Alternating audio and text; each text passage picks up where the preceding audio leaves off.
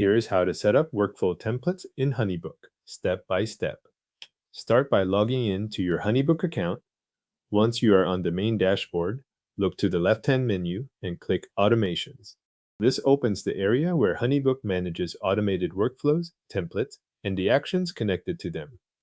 If the page takes a moment to load, wait until the automation options appear before continuing. From there, click Create Automation. This starts a new workflow template and takes you into the setup flow. HoneyBook may show you a choice between using a pre-made structure or building one yourself. At this point, you are creating the framework that will control what happens automatically inside a project or process. Next, choose whether you want to begin with a template or start from scratch. If you already know the exact sequence you want to build, starting from scratch gives you a blank layout. If your workflow matches one of the available template options, select that instead.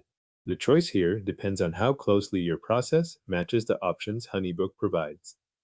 After that, set the trigger for the automation. The trigger is the event that starts the workflow. In HoneyBook, this could be tied to a project action or another event inside your account. Take a moment to confirm that the trigger matches the point where you want the automation to begin, since the rest of the workflow depends on this first setting. Once the trigger is in place, add the actions you want the workflow to perform. This is where you define what HoneyBook should do after the automation starts. You can add actions such as sending emails, creating tasks, adding delays, or updating project stages. Build these actions in the order you want them to happen. If you are using delays, place them carefully so the next action happens at the intended time. If you are updating project stages, make sure the stage names line up with the stages already used in your account. When all actions have been added, review the full workflow template.